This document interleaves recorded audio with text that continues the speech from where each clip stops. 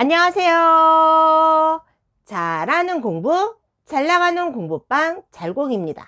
오늘의 주제는 나만의 데이터가 있으십니까에 대해서 한번 이야기를 나눠보려고 합니다. 데이터란 어떤 특정 정보의 통계나 확률로 정보와 통계가 쌓이는 걸 우리는 데이터라고 하는데, 이 데이터를 공부방 교습소 학원을 운영하시면서 얼마만큼의 데이터를 가지고 계시고 얼마만큼의 데이터가 축적이 되어 있는지 한번 우리 오늘 생각해 보는 시간 가져보는 건 어떨까요? 우리가 생활을 하면서 내가 결혼할 사람, 또 내가 가까이 지내는 사람을 어른들에게 소개를 시켜줍니다. 어른들에게 내가 알고 지내고 내가 사귀고 있고 내가 결혼하고 싶은 사람을 소개를 시키는 이유는, 내가 소개시켜주는 사람을 제3자의 입장으로 냉정하게 파악해주고 그만한 피드백을 받고 싶어서 우리는 소개를 시켜드리죠. 그럼 어른들은 내가 소개시켜는 그 사람을 몇 번의 대면을 통해서 또는 몇 시간의 대화를 통해서 또 이런저런 상황을 통해서 우리가 그 사람을 잘 파악하고 그 사람을 냉정하게 이야기할 수 있습니다. 왜 나이가 지긋하게 드신 분들은 사람을 정확하게 볼 줄 아는 그런 데이터가 쌓였을까요? 사람을 깊이 있게 볼 줄 알고 사람을 정확하게 파악할 수 있는 그런 통계가 쌓였을까요?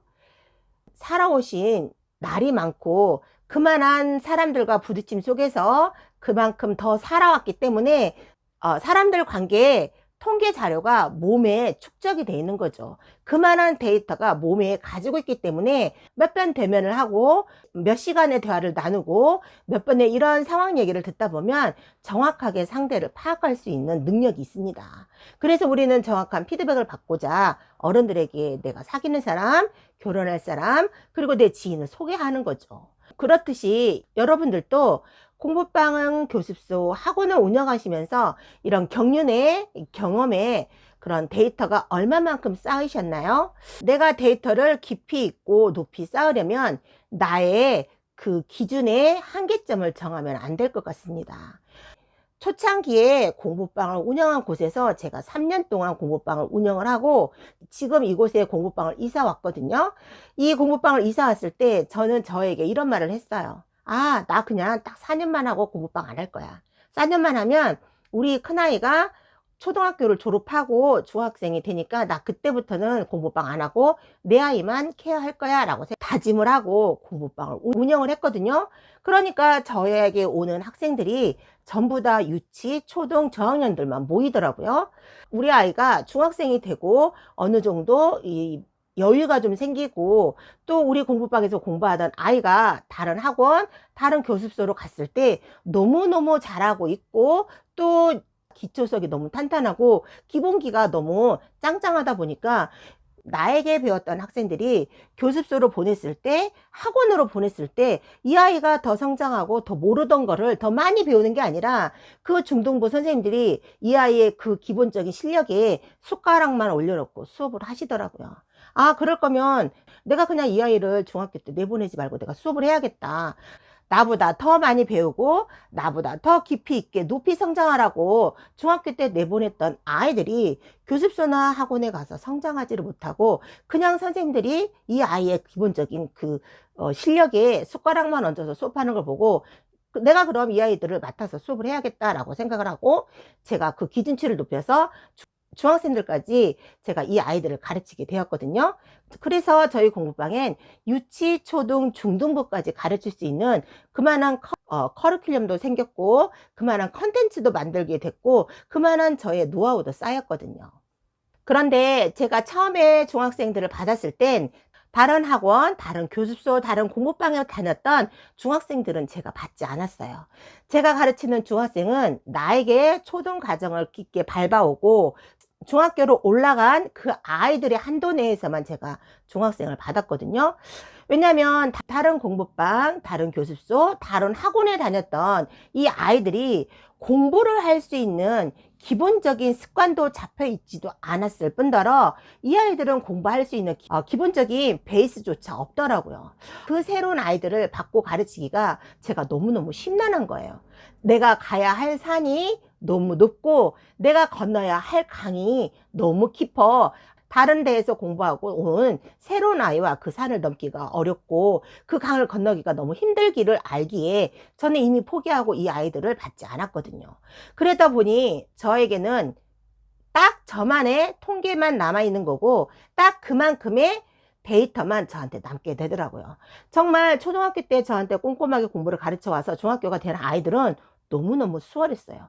손 하나 까딱하지 않아도 되고 잔소리 하지 않아도 되고 내가 뭐라고 제시하지 않아도 아이들이 자기 주도로 이미 습관화가 되어 있고 자기 계획을 세워서 공부할 수 있는 그런 아이들만의 컨텐츠를 가지고 있고 아이들 스스로 자기가 혼자 스스로 목표를 정하고 혼자 공부할 수 있는 아이 주도적 자동화가 이미 되어 있기 때문에 제가 할 일은 목표를 제시해주고 방향 제시해주고 함께 걸어주고 뛰는 일밖에 없었거든요.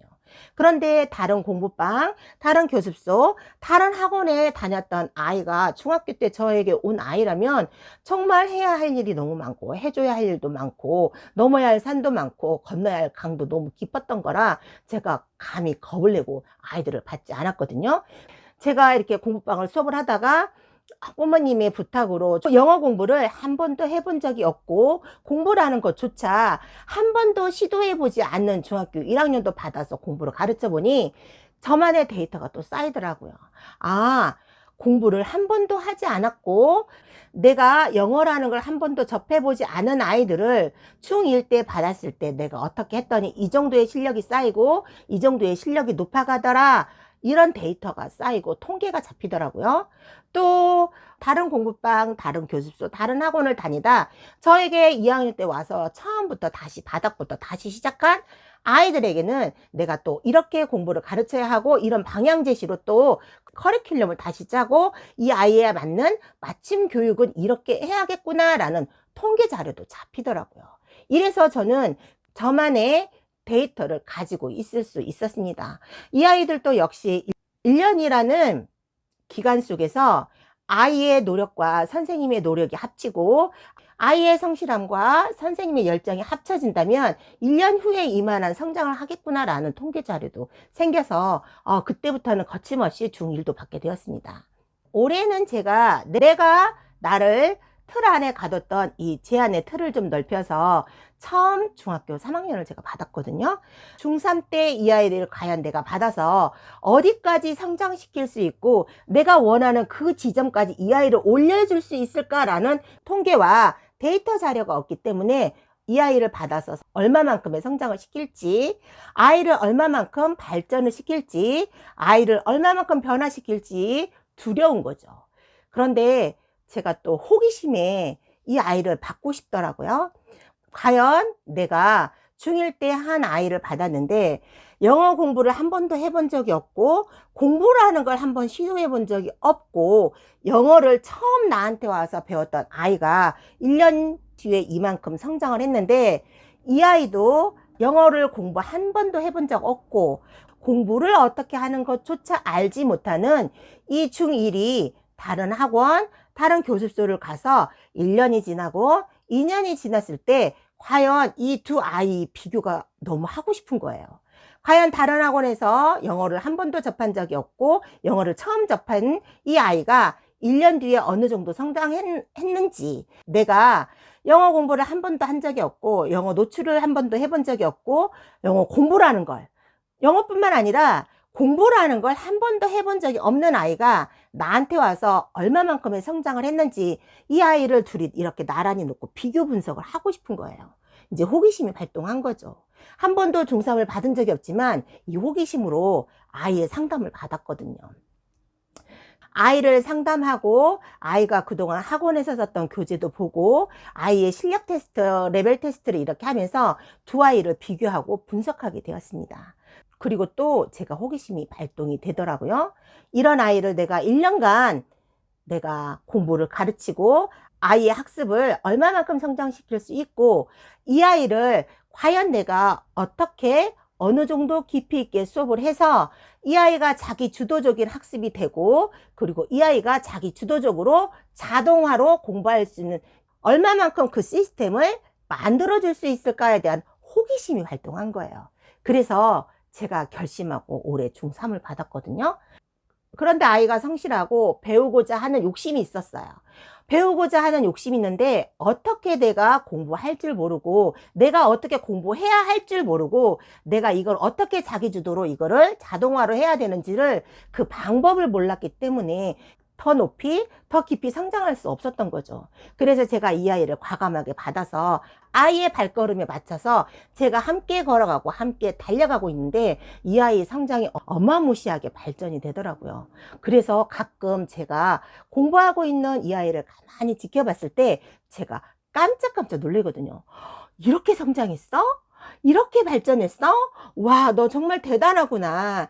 너가 몰라서 못했을 뿐이고 너가 시도하지 못했기 때문에 성취하지 못했을 뿐이고 네가 목표를 세우지 않았기 때문에 그 목표를 달성하지 못했던 거구나. 내가 너의 성장을 돕기 위해서 너와 함께 같이 발 맞춰 갈 거고 너의 성장을 위해서 내가 좀 더 앞서서 너를 끌어줄 테니 내 뒤를 잘 따라오려무나. 그리고 너 혼자 스스로 공부하면서 내가 체계적으로 계획을 세워서 공부하는 자기 주도적인 방법을 내가 알려줄 거고 그거에 대해서 네가 스스로 자기 주도적으로 네 몸을 네 학습을 자동화할 수 있게끔 내가 그거에 대한 툴을 가르쳐 줄게. 잘 따라와 했을 때 정말 성실한 아이들은 저에게 1년, 2년, 3년 배운 아이들보다 더욱 높이, 더 깊이 성장할 수 있구나라는 새로운 발견을 할 수 있었고 더 다양하고 더 넓은 데이터가 쌓일 수 있는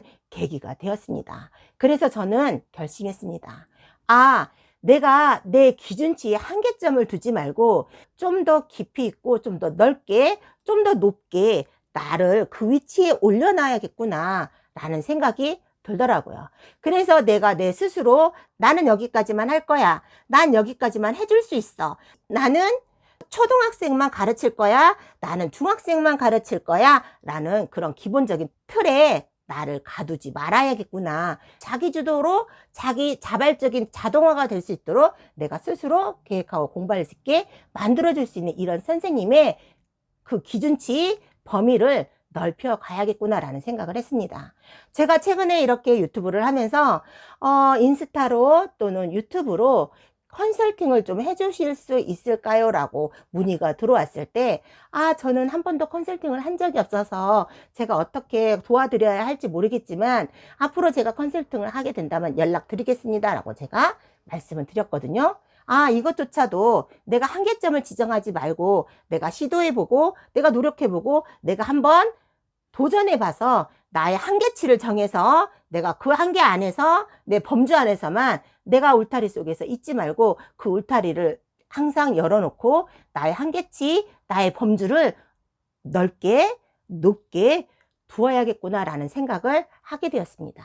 자, 오늘 여러분들은 이 영상을 보시면서 여러분들은 공부방 교습소 학원을 운영하시면서 여러분 자체만의 범주를 어느 정도 정하셨고 여러분의 그 범주 속에서 얼마만큼 움직이셨나요? 여러분들이 공부방이나 교습소 학원을 운영하시면서 어느 정도의 통계를 가지시고 어느 정도의 정보와 얼마만큼의 나의 데이터를 얼마나 쌓으셨나요? 오늘 한번 나만의 데이터는 어느 정도 내가 축적하고 쌓아가고 있고 나를 어느 정도의 깊이에 어느 정도의 높이에 두었는지 한번 나 자신을 돌아보는 시간을 가지셨으면 좋겠습니다. 자, 오늘 또 아이들과 함께 성장하시고 아이들과 함께 발전하시는 여러분들과 제가 되기를 간절히 기원하면서 화이팅 외치면서 영상 마무리해 보도록 하겠습니다. 오늘도 화이팅!